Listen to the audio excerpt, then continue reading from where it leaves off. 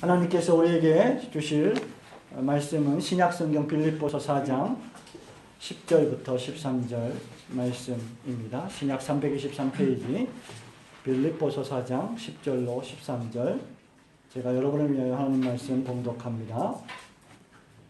내가 주 안에서 크게 기뻐함은 너희가 나를 생각하던 것이 이제 다시 싹이 남이니 너희가 또한 이를 위하여 생각은 하였으나 너희가 기회가 없었느니라. 내가 궁핍함으로 말하는 것이 아니라 어떠한 형편이든지 나는 자족하기를 배웠노니 나는 비천에 처할 줄도 알고 풍부에 처할 줄도 알라.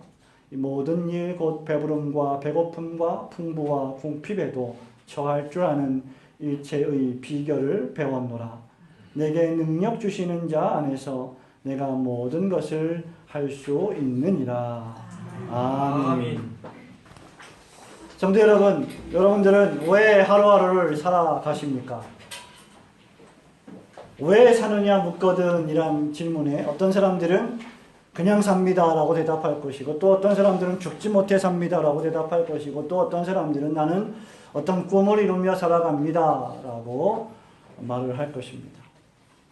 그런데 어떻게 대답하든지 간에 사람들은 저마다 인생을 살아갈 때 무언가를 이루기 위하여 살아갑니다. 그래서 그 저마다 무언가를 이루어가기 위해서 어떤 비결을 가지고 싶어 합니다. 어떤 사람들은 사업을 잘하는 비결을 갖고 싶어 하고, 또 어떤 사람은 정치를 잘하는 비결, 심지어 어떤 사람은 살을 빼는 비결, 살을 찌는 비결. 종종 저에게 어떤 사람들이 많이 그렇게 물어보듯이 영어를 잘하는 비결 등등을 알고 싶어 합니다. 여러분들이 인터넷 서점에서 비결이라는 단어를 쳐보면 무려 수백 권이 넘는 책들이 발견되는 것을 잘 알 수 있을 것입니다. 서점에 그렇게 비결이란 제목의 책이 많은 것을 상상도 하지 못했습니다. 그런 책 제목들을 살펴보면 눈에 띄는 것들이 있습니다. 갈수록 날씬해지는 100가지 비결, 나이를 거꾸로 먹는 100가지 비결, 중년이 행복해지는 비결. 이러고 보니까 아마 중년들은 별로 행복하지 않은 것 같습니다. 상대방의 마음을 읽는 45가지 비결, 5년 만에 평생 쓸 돈 모으는 비결, 아들, 딸 가려놨는 비결. 웃지도 않으시네요. 복권 대박 비결. 그중에 항상 빠지지 않는 비결이 있는데 바로 해마다 새로운 한 해가 되면 운수를 알려준다고 하는 토정 비결입니다. 자세히 살펴보면 이 세상에서 말하고 있는 비결들, 제가 이제까지 여러분에게 말씀드린 이런 종류의 비결들을 다 종합해도 모든 것들을 다 완벽하게 만들어주는 비결은 없다는 것을 발견하게 될 것입니다. 사람에게 있어서 좀 더 근원적이고 본질적인 비결은 이런 책들이 알려주지 않고 있습니다. 기껏 이런 책들은 우리에게 무엇을 알려줍니까? 돈 잘 버는 비결이나 살 빼는 비결이나 공부 잘해서 좋은 대학을 가는 비결 정도를 알려줍니다. 그리고 이런 것들은 잠시의 기쁨을 우리에게 줄 뿐이죠. 사람들은 그러한 잠시의 기쁨에 만족하지 못하고 또 다른 기쁨들을 추구합니다. 오늘 우리가 상고하고자 하는 이 본문의 말씀은 바로 그러한 잠시적이고 일시적인 비결이 아닌 영구한 비결, 영원한 비결을 알려주고 있습니다. 본문 12절 말씀을 우리 함께 한번 읽어보도록 합니다. 시작. 나는 비천에 처할 줄도 알고 풍부에 처할 줄도 알아. 모든 일 곧 배부름과 배고픔과 풍부와 궁핍에도 처할 줄 아는 일체의 비결을 배웠노라. 아멘. 이렇게 말하면서 바울은 이런 일체의 비결의 원인을 10절과 13절에서 주 안에서 나에게 능력을 주시는 그분으로 말미암아 내 안에 기쁨이 충만하기 때문이다 라고 밝히고 있습니다. 말하자면 지금 바울의 인생의 비결은, 바울이 성공적인 인생을 살아갈 수 있었던 비결은 예수 그리스도 안에 있는 참된 기쁨, 진정한 기쁨, 진짜 기쁨을 누리고 있었다는 사실에 있다는 말입니다. 바울은 진짜 기쁨이 무엇인지 알고 있었습니다. 저와 여러분이 알고 있든지 깨닫고 있든지 간에, 잘 모르고 있든지 간에 그리스도인들은 이미 이런 종류의 비결을 가지고 있는 사람들입니다. 오늘 이 아침에 우리는 진짜 기쁨이라는 제목으로 몇 가지 교훈을 받기를 원합니다. 제가 말하고 있는 진짜 기쁨은 가짜 기쁨과 대조되는 진짜 기쁨이 아닌 진정한 기쁨, 본원적인 기쁨, 근원적인 기쁨을 말하고 있습니다. 가짜 기쁨과 비교해서 우위에 있는 그런 종류의 기쁨이 아닌 완전히 영구한 기쁨, 하나밖에 없는 유일한 기쁨을 말씀드리고 있는 것입니다. 이 진짜 기쁨, 그것은 무엇보다도 그리스도인들이 자족하고 감사하며 사랑하는 평범한 진리에 있다는 것을 깨달아야 합니다. 10절, 11절 말씀을 함께 읽습니다. 시작. 내가 주 안에서 크게 기뻐함은 너희가 나를 생각하던 것이 이제 다시 싹이 나니 너희가 또한 이를 위하여 생각은 하였으나 기회가 없었느니라. 내가 궁핍함으로 말하는 것이 아니라 어떠한 형편이든지 나는 자족하기를 배웠노니. 본문 10절에 보니까 바울이 기뻐했다고 했습니다. 얼마나 기뻐했다고 했습니까? 바울이 크게 기뻐했다라고 한 것을 보니 이것은 사소한 기쁨이 아닌, 작은 기쁨이 아닌 아주 엄청나게 감정이 요동치는 대단한 기쁨이었던 것은 분명합니다.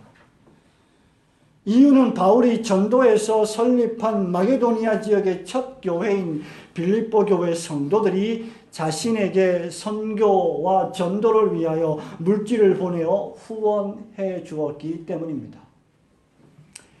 그것은 자신들을 목양했던 사도 바울을 위한 빌립보 교회 성도들의 사랑의 마음이요 성의의 표시였습니다. 그러나 바울은 지금 빌립보 교인들이나 이 말씀을 읽고 있는 여러분들이 오해하지 않도록 12절 말씀을 덧붙이고 있습니다. 11절과 12절에서 바울이 이렇게 말합니다. 내가 궁핍함으로 말하는 것이 아니다. 어떠한 형편이든지 나는 자족하기를 배웠다. 이것이 무슨 말입니까? 내가 지금 기뻐하는 것은 마침 선교 여행 때문에 나에게 자금이 필요했는데 내가 지금 복음 전파 때문에 여러 가지 일로 곤란을 당하고 있는데 여러분들이 그러한 물질적인 어려움들을 해결해 주어서 나에게 물질을 보내어 주어서 배불리 먹고 편안하게 지내게 되어 기쁘다는 말이 결코 아니라는 것입니다. 물론 그것도 기쁨의 한 부분이었겠지요. 지금 바울은 모든 전도 여정을 마치고 여러분 잘 아시는 것처럼 차디찬 로마의 감옥에 갇혀 있습니다. 에베소서, 빌립보서, 골로새서, 빌레몬서는 여러분 잘 아시는 대로 감옥에서 쓴 편지들이고 그래서 옥중서신이라고 불리우고 있습니다. 언제 그리스도인들을 핍박하여 잡아 죽일지 모르는 로마 황제의 명령을 통하여 순교를 당할지 모르는 형편에 처해 있었던 것이 바울의 지금의 상황입니다. 그런 바울에게 물질적인 원조가 얼마나 큰 의미가 있었겠습니까? 언제 죽을지 모르는 사람들에게 돈을 얼마나 많이 준다고 해서 그것이 얼마나 큰 의미이겠느냐 그 말입니다. 바울이 기뻐했던 근본적인 이유는 물질 그 자체에 있지 않았다는 것입니다. 바울이 기뻐했던 근본적인 이유는 빌립보 교회 교인들의 물질적 도움이 아니라 사도 바울을 돕는 것이 바로 하나님이 계획하신 위대하신 구속사역의 계획에 헌신하는 일이었기 때문이었습니다. 빌립보 교인들이 그 목적, 그 교회의 존재 목적, 자신들의 존재 목적을 깨닫고 그것을 실천했기 때문에 기뻐했던 것입니다. 과거에 자기 자신만을 위하여, 과거에 자기 가족들만을 위하여, 과거에 자신의 입신양명과 출세만을 위하여 돈을 썼는데 이제는 하나님의 나라의 복음 전파와 교회를 위하여 자신의 물질들을 드리게 되었음을 기뻐했다는 말이죠. 그렇기 때문에 바울이 기뻐했던 것은 그가 당장 곤란을 당하거나 필요한 것이 채워져서가 아니었던 것입니다. 바울은 빌립보 교회가 물질적인 도움을 주지 않아도 이미 기쁨으로 충만한 사람이었습니다. 바울이 근본적으로 이렇게 기뻐할 수 있었던 비결은 과연 무엇일까요? 바로 어떤 형편에서든지 자족하는 바울의 신앙에 있었던 것입니다. 여기 바울이 말하고 있는 11절에 자족하기를 배웠다라고 할 때 자족이라고 하는 것은 하나님이 나에게 지금 주신 형편과 상황 그대로 만족한다는 것입니다. 다시 말하면 나에게는 꿈이 있고 나에게는 목적이 있고 나에게는 계획이 있지만 나의 계획과 꿈과 목적보다 하나님이 계획하시고 목적하시는, 그래서 나를 이끌어 가시는 그 삶의 형편에 나는 만족한다는 말입니다. 이것은 참으로 놀라운 진술이 아닙니까? 바울이 복음을 전하다가 감옥에 갇히고 손발이 묶여있는 상황을 예상이나 했겠습니까? 아니, 기대했겠습니까? 아니, 그것을 바랬겠습니까? 일부러 감옥에 갇히려고 했겠습니까? 그런데 지금 바울은 감옥에 있습니다. 언제 죽을지 모릅니다. 그런데 그런 형편으로 바울은 충분하다. 오히려 내가 지금 감옥에 매인 것이 이 감옥에 있는 사람들에게 복음을 전하는 계기가 되었으니 그것 또한 감사함으로 나는 기쁘다 라고 말하고 있는 것입니다. 잘 살면 잘 사는 대로, 못 살면 못 사는 대로, 많이 가지고 있으면 많이 가지고 있는 대로, 적게 소유하면 적게 소유한 대로 그 자체로 그리스도께 영광이 되고 복음의 진보가 된다면 그것 자체로 나는 기뻐한다는 것이죠.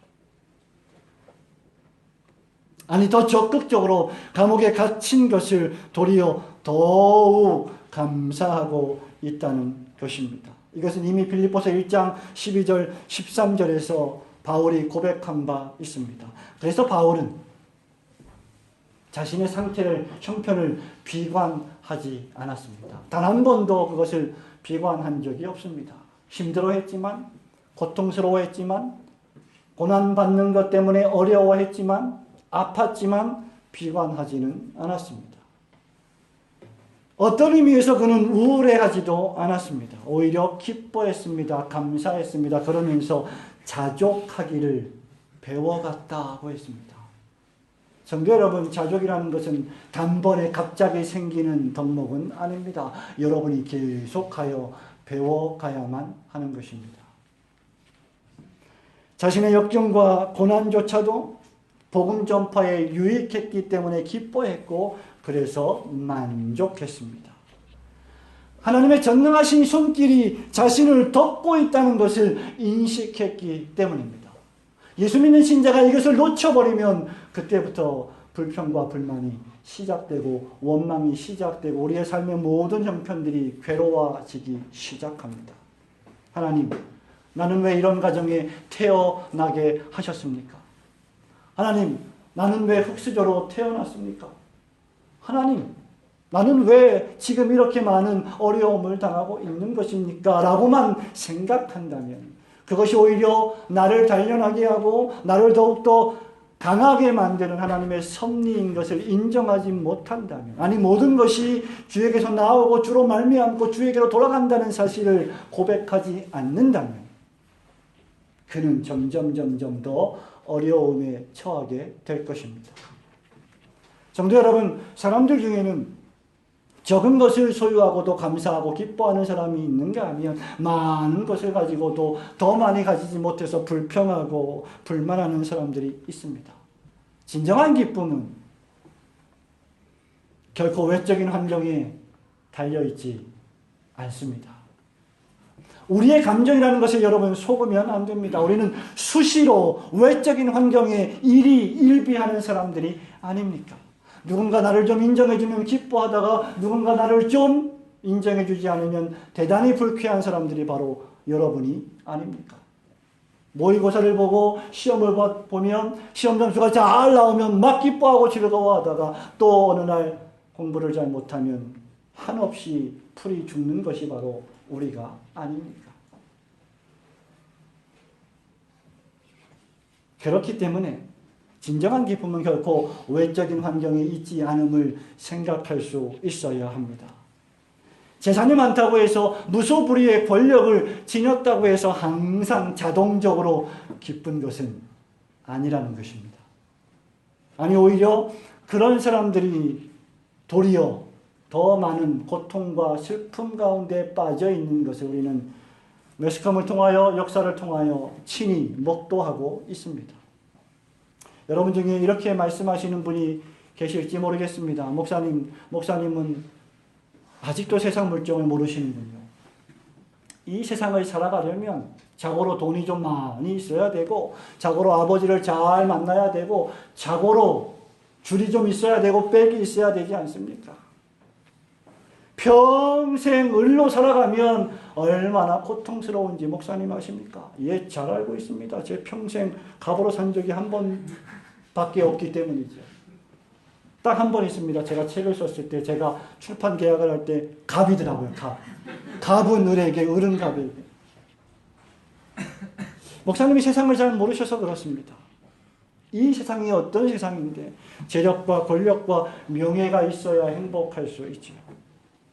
여자로 태어났으면 자고로 미인이어야 대접을 받지 않습니까? 성도 여러분, 정말 그렇게 생각하십니까?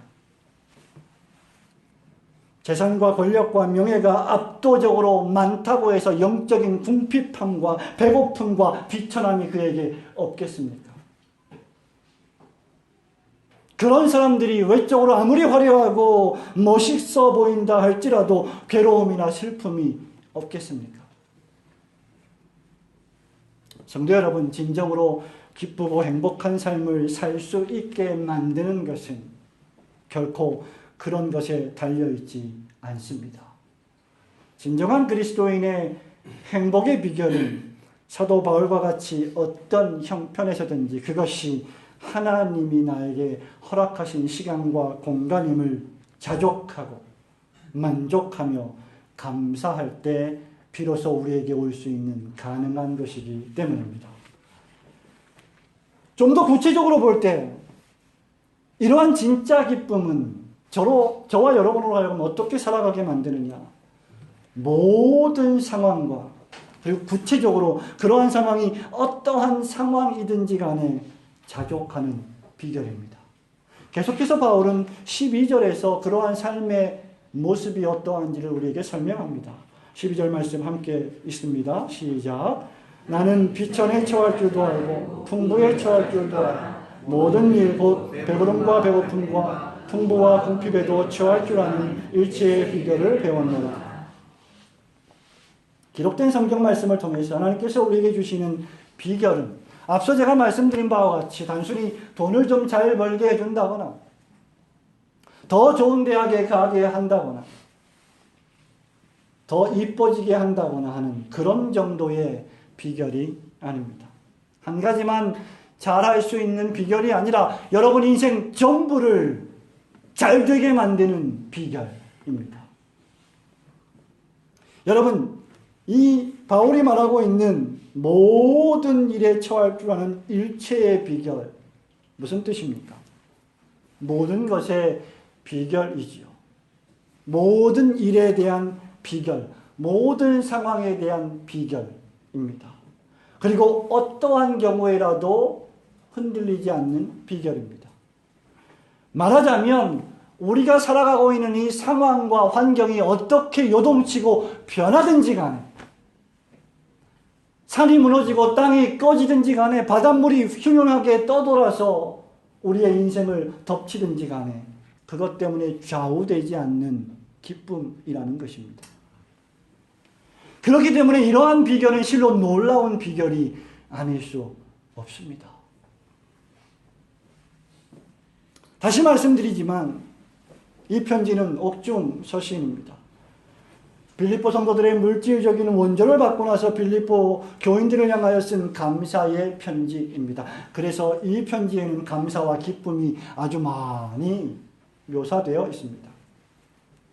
그런데 어쨌든 바울은 감옥에 갇혀 있습니다. 그런데 바울이 입에서 터져나오는 말들이 무엇입니까? 여러분 감옥에 가보셨습니까? 저도 못 가봤습니다. 영화로는 많이 봤죠. 감옥이 어떠한 상황인지 우리는 참으로 완벽하게 이해할 수 없습니다만 분명히 감사가 터져나올 수 있는 조건이 아닌 것은 확실합니다. 더더군다나 기뻐할 수 없는 것 마찬가지입니다. 그런데 바울은 바로 그 장소, 그 시간에서 감사하고 있고 더더군다나 자족하고 있다고 말하고 있습니다. 내가 비천에 처할 줄도 알고 풍부에 처할 줄도 안다 라고 말하고 있습니다. 성도 여러분, 어떤 그리스도인이 무서운 신자인지 아십니까? 바로 바울과 같이 이렇게 어떠한 상황에 처해 있든지 기쁨과 감사를 잃어버리지 않는 사람입니다.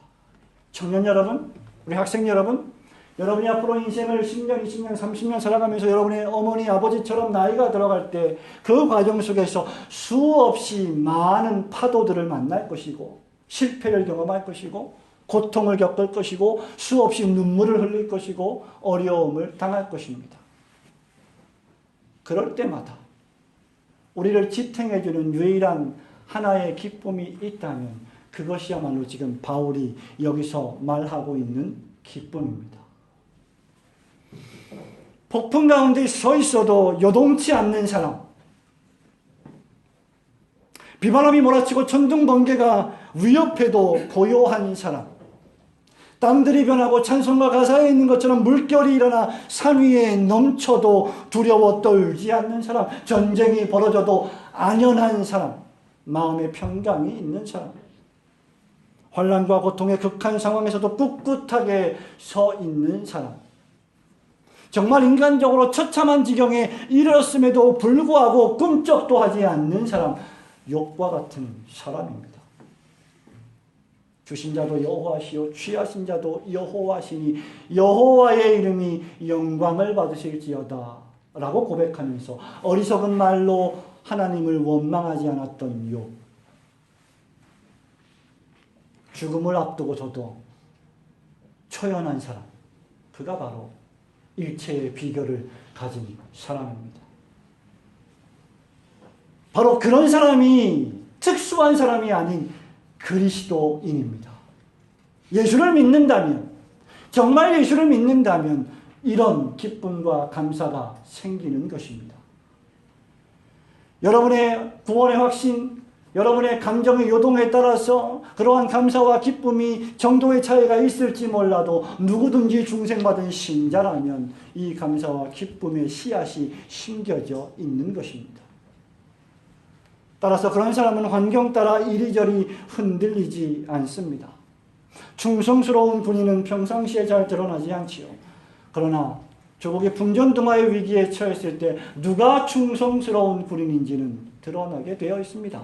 저의 인생의 삶의 여로 위에, 여러분의 고난의 삶의 여로 위에, 신앙의 삶의 여로 위에 위기가 닥치고 어려움이 닥쳤을 때 여러분이 어떻게 행동하느냐가 여러분의 신앙의 진가를 발휘하는 시간이 될 것입니다.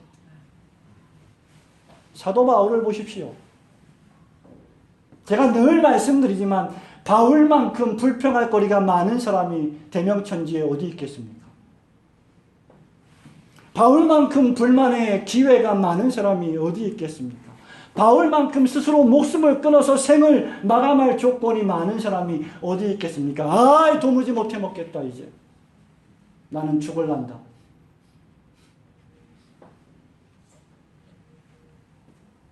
사도 바울만큼 그리스도를 배반하고 동료들을 배반할 만한 환경에 처한 사람이 어디에 있겠습니까? 왜 그렇습니까? 평생 동안 내가 그리스도의 복음을 전했고 설교했고 많은 교회를 세웠고 많은 사람들을 구원에 이르게 했는데 하나님 나한테 왜 이러십니까? 왜 나는 이렇게 매를 맞습니까? 왜 나는 감옥에 갇힙니까? 왜 나는 40에 하나 감한매를 5번이나 유대인에게 맞아야 합니까? 3번 태장으로 맞고 1번 돌로 맞고 3번 배가 깨져서 주야를 기품에서 지내야만 합니까? 여러 번 여행의 강의 위험과 시내의 위험, 광야의 위험, 바다의 위험, 거짓 형제의 위험, 수고하고 했으며 여러 번 자지 못하고 줄이고 목마르며 강도의 위험을 당하고 춥고 배고픕니다. 하나님 나에게 왜 이러십니까? 라고 얼마든지 말할 수 있는 사람, 여러분의 1000가지 10,000가지 이유보다 더 많은 이유를 가지고 있는 사람은 바울입니다. 평생 주를 위해 수고했는데 그에게 온 결과가 이런 것들이었습니다. 그런데 바울이 뭐라고 말합니까? 항상 기뻐하라. 쉬지 말고 기도하라. 범사에 감사하라. 내가 또다시 말하노니 기뻐하라. 너희 관용을 모든 사람에게 알게 하라. 아무것도 염려하지 말고 감사와 간구함으로 모든 기도로 너희 구할 것을 감사를 동반하여 하나님께 올려라. 너희가 할 일은 그것뿐이다.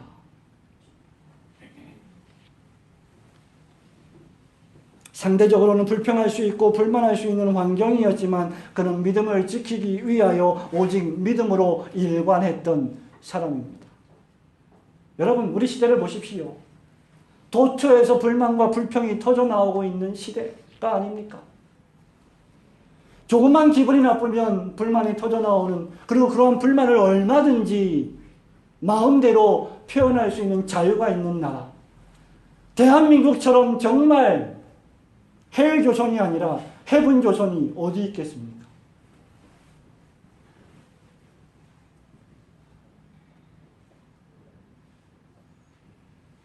그는 상대적으로 불평하고 불만할 수 있는 사람이었지만 그에게 있어서 살아가는 유일한 목적이 그리스도시요, 그렇기 때문에 죽는 것도 유익했다고 바울은 고백하고 있습니다.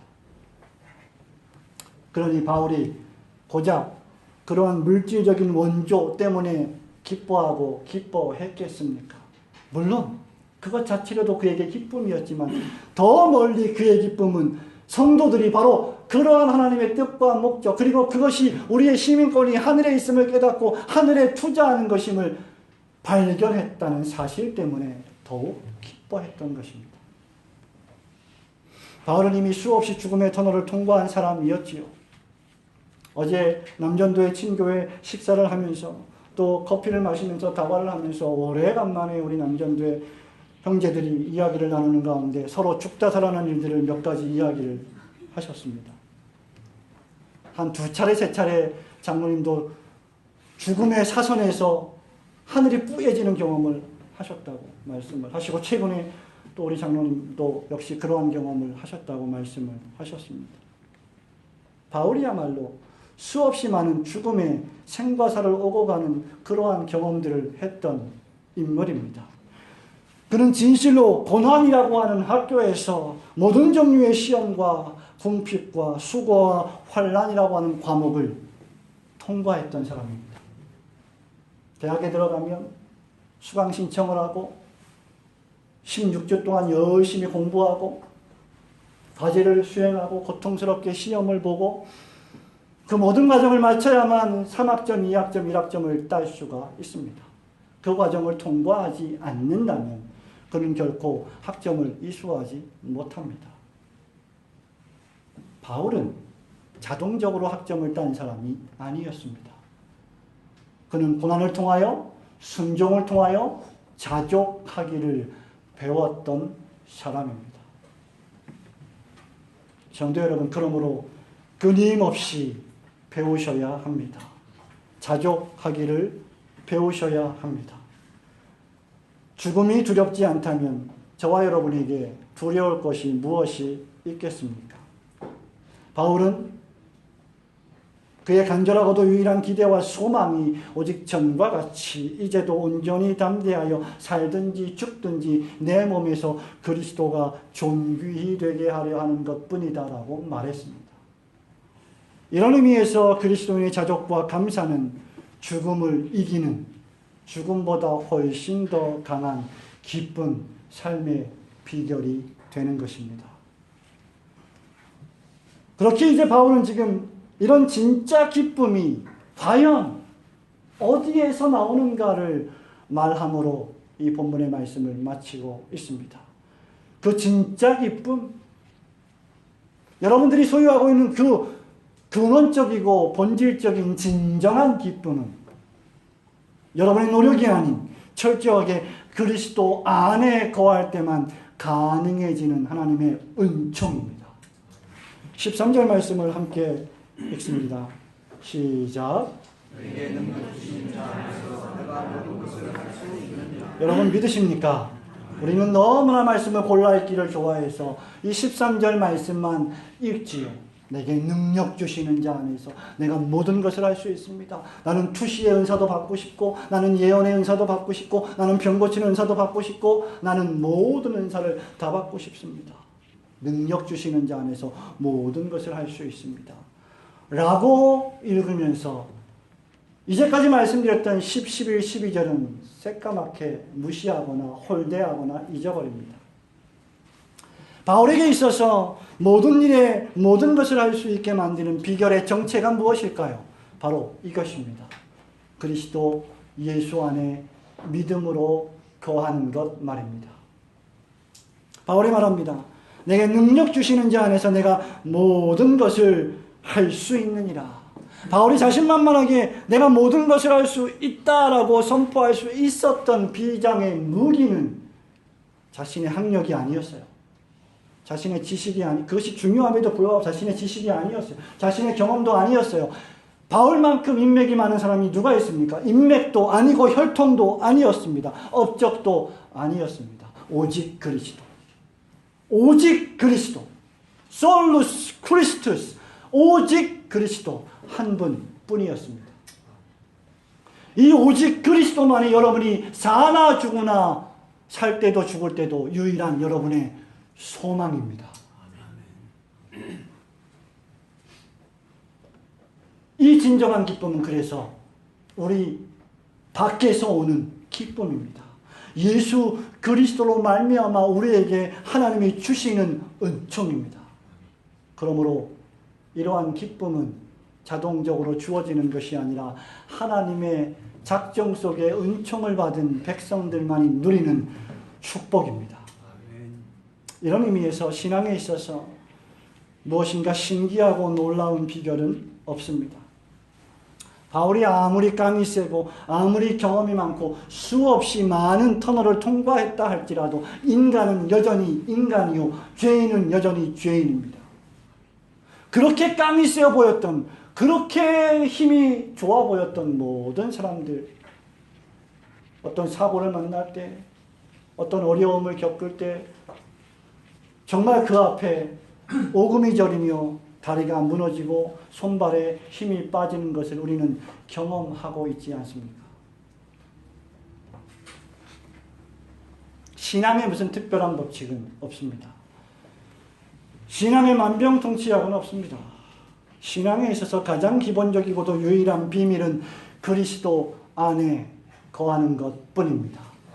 매주일 공예배를 하나님 앞에서 귀하게 여기고 일상적인 수요 예배와 금요 기도회에 참석하여 경건을 배양하는 것, 그렇게 일반적이고도 일상적인 은혜의 방편들을 통하여 하나님을 섬기는 것, 이것이 우리에게 특별한 신앙이어야 합니다.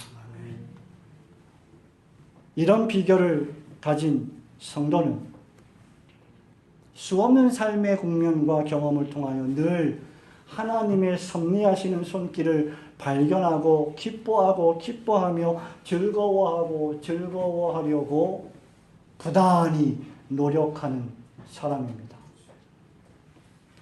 그러한 자가 바로 진정한 그리스도인이요, 그것이야말로 진정한 자족의 근원이요 능력의 근원입니다. 그리스도 안에 있는 삶 말입니다. 혹시 아직도 여러분 가운데 예수 그리스도 안에서 참된 자유와 기쁨을 경험하지 못한 분이 계십니까? 누구든지 문을 두드리면 그리스도께서 여러분을 기쁘게 맞아 들이실 것입니다. 세상이 줄 수 없는 기쁨과 평안을 수여하여 주실 것입니다. 왜냐하면 이미 그 그리스도께서 여러분이 비천에 처하기도 전에 하나님의 영광 보좌를 버리시고 이 땅에 비천하게 오셨기 때문이고, 여러분이 굶주리기 전에 먼저 그분이 40일 동안 시험을 받으며 굶주리셨고, 여러분이 죽음의 터널을 통과하기 전에 이미 그리스도께서 죽음의 터널을 통과하셨기 때문입니다. 그 결과 우리가 그리스도 안에 있으면 진정한 일체의 비결을 터득한 자가 되는 것입니다. 그래서 이 믿음은, 이 중생의 믿음은 공부한다고 주어지는 것이 아니요, 돌을 닦는다고 주어지는 것이 아닙니다. 오직 자기 자신을 포기하고 자기를 부인하고 그리스도를 기쁘게 영접할 때만 주어지는 은총입니다. 사랑하는 성도 여러분, 말씀을 맺습니다. 진정한 그리스도인과 그리스도인 같아 보이지만 그리스도인이 아닌 유사 그리스도인의 차이는 과연 무엇입니까? 어떤 사람이 정통 그리스도인이고 어떤 사람이 사이비입니까? 그것은 경건의 모양은 있지만 경건의 능력은 부인하는 사람입니다. 기뻐할 때 기뻐하지 않고 슬퍼할 때 슬퍼하지 않는 사람입니다. 그렇다면 오늘 우리에게 교훈해 주시는 경건의 능력은 무엇입니까? 그리스도 안에서 어떠한 형편에 처하든지 무슨 일에든지 하나님의 영광을 목적하고 복음을 위하여 자족하는 삶입니다. 하나님께서 나에게 기회를 주셨다면 그 기회를 붙잡고 실패하더라도 관계없이 끊임없이 전진하는 삶, 그것이 바로 진짜 기쁨을 누리는 신자의 용기입니다. 그러한 신자의 삶 속에는 진짜 기쁨이 있습니다.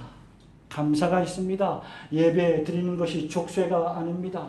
성경을 읽는 것이 고통스러운 의무가 아닙니다. 기도하는 것이 괴로운 일이 아닙니다.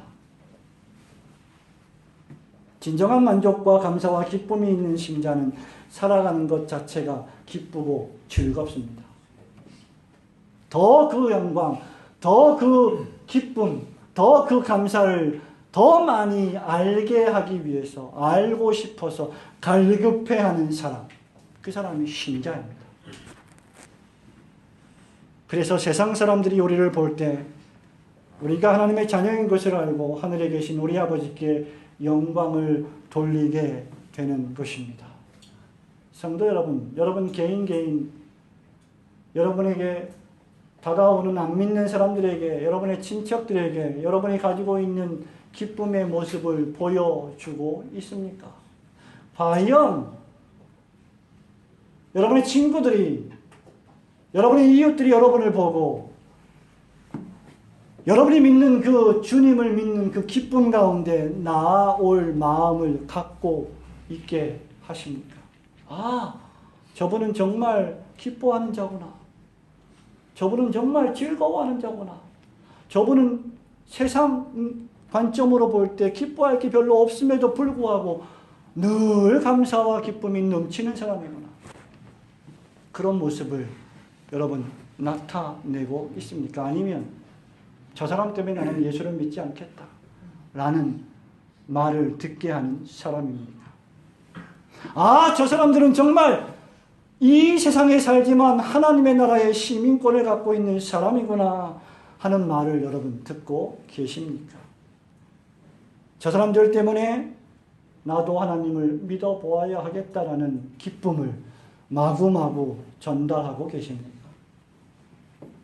그것만이 우리가 그들에게 보여줄 수 있는 경건의 능력입니다. 그리고 그렇게 살아가는 신자만이 할 수 있거든이 무슨 말이냐? 믿는 자에게는 능치 못함이 없느니라고 외칠 수 있을 것입니다. 부디 교회에서나 가정에서나 직장에서나 사회에서나 여러분이 무엇을 하든지 누구를 만나든지 어떤 형편에서든지 그리스도의 복음을 위하여 여러분 자신을 부정하고 하나님 안에서 만족하여 감사하는 승리의 삶, 기쁨의 삶을 사시는 성도들 되시기를 주님의 이름으로 축원합니다.